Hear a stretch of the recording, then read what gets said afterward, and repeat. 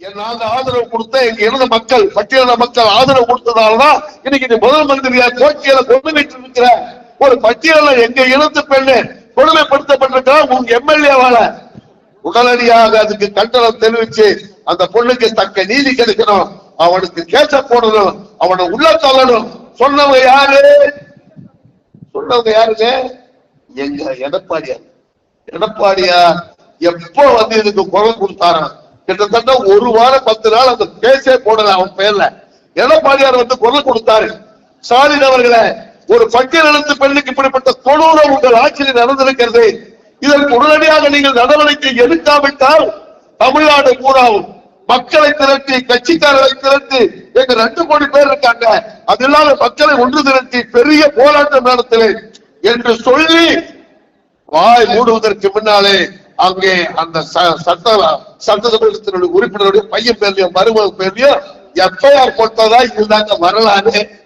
இன்னைக்கு இந்த ஆட்சி, இந்த கேடு கட்சி ஆட்சியில போலீஸ்காரர்களுக்கே மரியாதை இல்ல, போலீஸ்காரர்களுக்கே பாதுகாப்பு இல்லைங்க. காவல்துறை நண்பர்கள் யாராவது இருப்பார்கள், யாராவது உங்க மனசாட்சி தொட்டு சொல்லுங்கள். ஸ்காட்லாந்து போலீஸ் உலகத்திலேயே சிறந்த போலீஸ், அதுக்கு அடுத்த போலீஸ் நம்ம தமிழ்நாட்டு போலீஸுங்க. அந்த தமிழ்நாட்டு போலீஸ் இந்த கடுமொழியோட கூட்டத்துக்கு போய் கேட்க நகர்ல அங்க இருக்கிற பாதுகாப்பு கொடுத்துட்டு இருக்காங்க. பாதுகாப்பு கொடுத்துட்டு இருக்கிற போது என்ன பண்ணா தெரியுமா? ஒரு திமுக காரன் கேட்டு கட்டவன் அக்கால கட்சியோட அவன் பிறந்திருப்பானா? ஒரு காவல்துறை சேர்ந்த ஒரு சகோதரிய ஒரு போலீஸ்கார பொண்ணு அதை போய் பாலியல் சீண்டல் பண்றான்.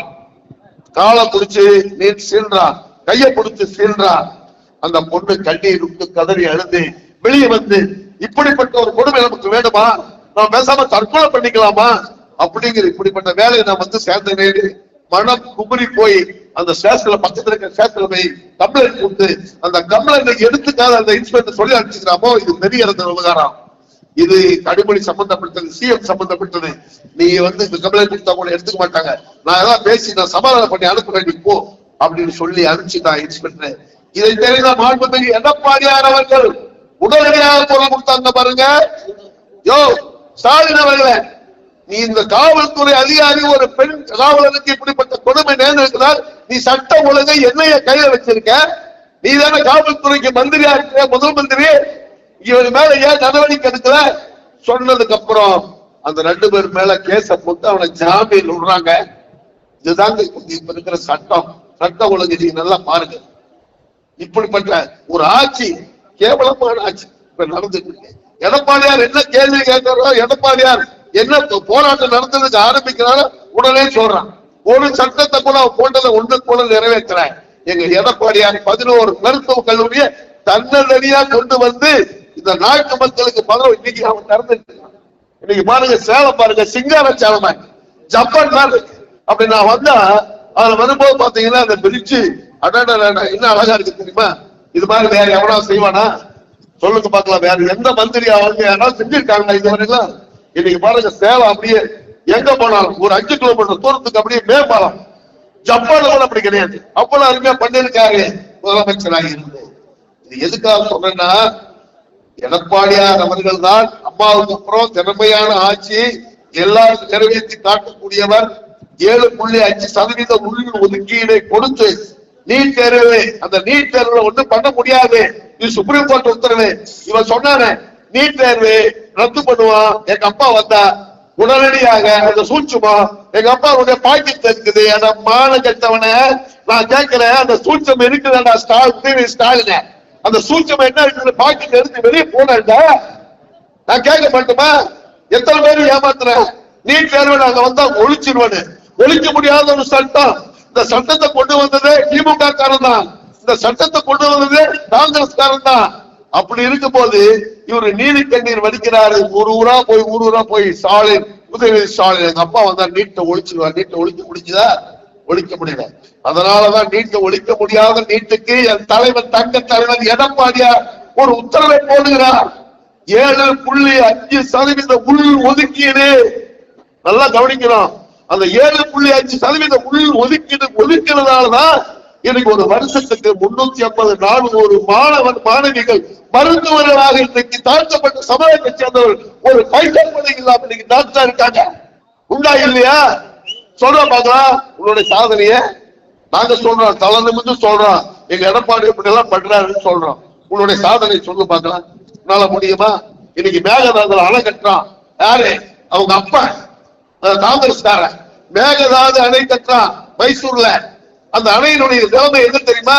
அந்த அணை புதுக்க கட்டிட்டீங்கன்னா காவிரியில தண்ணி வராது. காவிரியில தண்ணி வந்ததுன்னா தஞ்சாவூர் அப்படியே பூரா வளர்ச்சி ஆயிடும். நம்ம சாப்பிடுற சாப்பாடு அரிசி நேசல்ல, அந்த அரிசி அந்த தஞ்சாவூர்ல இருந்துதான் வருது. மாடு கட்டி போரடித்தால் மணாலாது சென்னல் என்று யானை கட்டி போரடித்த தஞ்சை தரணி காய போகுதுரா. நான் சொல்றேன் இன்னைக்கு ஏன்னா மேகதாது அணை கட்டுறதுக்கு 1000 கோடியை அவர் நிதி ஒதுக்கிட்டார் சட்டமன்றத்துல. அதுக்குண்டான வேலை நடத்திட்டு இருக்கிறான். நான் ஸ்டாலினை பார்த்து கேட்கிறேன், நீ காங்கிரஸ் கூட்டணி தான் இருக்கிற, ராகுல் காந்தியை பிரதம மந்திரி ஆக்கணும்னு சொல்றீங்க, காங்கிரஸ் கூட கூட்டணி வச்சுட்டு இருக்கிற, நீ என்ன பண்ணணும்? உடனடியா குரல் கொடுக்கணுமா இல்லையா? அந்த பெங்களூர் அரசாங்கத்துக்கு அந்த சித்தராமையா முதல் மந்திரிக்கையோ நாங்க கூட்டணி இருக்கிறோம், எங்க கூட்டணி வேண்டுமா வேணாமா? எங்க தமிழ்நாட்டுக்கு துரோகம் பண்ற மேகதாது அணை கட்டக்கூடாது, அப்படி கட்டினா நாங்க கூட்டணி இருந்து விளைவிக்குவோம், உனக்கு நாங்க ஆதரவு கொடுக்க மாட்டோம். சொல்லையா பாக்கலாம். நீ ஒரு அப்பனுக்கே கொடுத்தவனா இருந்தா சொல்லு. சொல்ல முடியுமா? சொல்ல முடியல. ஏன்னா அவனுக்கு பதவிதான் முக்கியம், பவிசுதான் முக்கியம். தன்னுடைய அவன் அப்ப முதல் மந்திரியா வரணும், அவங்க அதுக்கப்புறம் அவங்க பையன் முதல் மந்திரியா வரணும், அதுக்கப்புறம் எண்பது முதல் மந்திரியா வரணும். உங்களுக்கு எல்லாம் நல்லா தெரியும். இந்த சட்டசபையில முன்னால பேசினாங்க சகோதரர் அன்பு சகோதரர் சட்டமன்றத்துக்கு போறவங்க. அதுல துறைமுருகன் ஒருத்த பண்டி வாயில ஒருத்தர் இருக்கிறான், பண்டி மாதிரி இருப்பான். அப்படி போனா எதிர்த்து வந்தான்னா ஒரு பெரிய திமிங்கலம் வர்ற மாதிரி இருக்கும். அவன் யாராவது தெரியுமா வந்தா? புரட்சி தலைவர் எம்ஜிஆர் ராமாவரம் தோட்டத்துல போய் அவர் காலில் விழுந்து புத்தகம் வாங்கி படிச்சு அவர் பீஸ் வாங்கி பணத்தை கட்டி எம்ஜிஆர் வளர்த்தாருங்க, எம்ஜிஆர் தாங்க அவரை ஆளாக்கினாரு. கொஞ்சம் கூட நின்று விசுவாசம் இல்லாத அந்த கேடு கட்டவன் சட்டமன்றத்துல பேசுறான். என் தலைவர் தலைவர் கலைஞர், அதுக்கப்புறம் என்னுடைய தலைவர் மு.க. ஸ்டாலின், அதுக்கப்புறம் என்னுடைய தலைவர் உதயநிதி ஸ்டாலின், அதுக்கப்புறம் என்னுடைய தலைவர் இன்பநிதி. அட மானம் கட்டவன, நான் கேட்கிறேன், உனக்கெல்லாம் சூடு சொரண மானம் வெக்கம் இருக்கா? இங்க திமுக யாரா இருந்தாலும் கொஞ்சம் தயவு செஞ்சு சொல்லுங்க. இப்படி எல்லாம் நீங்க ஏத்துக்கிறீங்களா? கட்சி அந்த காலத்துல இருந்து கட்சி கட்சி கட்சி நீங்க கட்சிக்காக உழைச்சீங்களா? உங்களுக்கு என்னையா பதவி கொடுத்திருக்கா? திமுக இந்த நாட்டுல எழுதி வைக்கப்பட்ட சட்டமா? கருணாநிதியோட குழுப்பம் தான் இந்த நாட்டை ஆளுநர் சட்டம் இல்லையா? கருணாநிதி ஆளுநர், ஸ்டாலின் ஆளுநர், உதயநிதி ஸ்டாலின் ஆளுநர் என்பது ரொம்ப சொத்தாடா? நாங்க கேட்கிறோம், சொல்லு பார்க்கலாம். எங்க எடப்பாடியார் யாருக்கு எங்க வாரிசு? புரட்சி தலைவர் எம்ஜிஆருக்கு வாரிசா? புரட்சி தலைவர் அப்பாவுக்கு வாரிசா? இல்ல. இந்த கட்சிக்கு உண்மையாக உழைத்த உத்தமன், தன்னுடைய உழைப்பாளை முன்னுக்கு வந்திருக்கிறவர், எந்த ஒரு பின்பலமும் இல்லாத ஒரு சாதாரண விவசாய குடும்பத்தை சேர்ந்தவர்.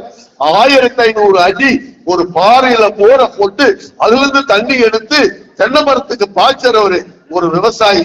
அப்படிப்பட்ட ஒரு விவசாயி இன்னைக்கு முதல் மந்திரியா வரணுமா? நீ ஊரை அடிச்சு உலையில போடுற இந்த நாட்டு மக்களை ஏமாத்தி இருக்கிற நீ வரணுமா? அப்படிங்கறதுதான் எங்களுடைய கேள்வி. தயவு செஞ்சு இருக்கிற அத்தனை பேரை நான் கேட்டுக்கிறதெல்லாம் வருகிறது பாராளுமன்ற தேர்தல். தாய்மார்களே, நீங்க தயவு செஞ்சு ஏமாத்துறாதீங்க. உங்க வீட்டுக்காரங்க சொல்லுங்க.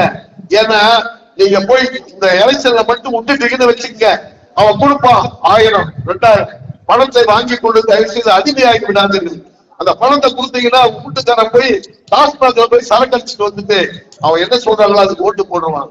தாய்மார்கள் சொல்லுங்க, ஐயோ இந்த தடவை நீ 2 ஓட்டு போடலைன்னா நீ ஊட்டியே வரக்கூடாது, வெளியே கிட்டே படுக்கிறோம் சொல்லுங்க தாய்மார்களை. அப்பதான் நடக்கும். அதிமுக இந்த பகுதியில முன்னால பேசிய மாவட்ட செயலாளர் அருமையான இளங்கோவன் சொன்னதை போல இந்த பகுதி 50,000 ஓட்டுன்னு சொன்னாங்க. 50,000 ஓட்டு இல்ல, லட்சக்கணக்கான ஓட்டு வித்தியாசத்துல இந்த சேலம் பாராளுமன்ற தொகுதி யாரு நிறுத்தினாலும் அதிமுக நிறுத்துவான். யாரும் வேற யாரும் நிறுத்த மாட்டாரு எங்க எடப்பாடியார். இந்த தொகுதி அதிமுக கோட்டை.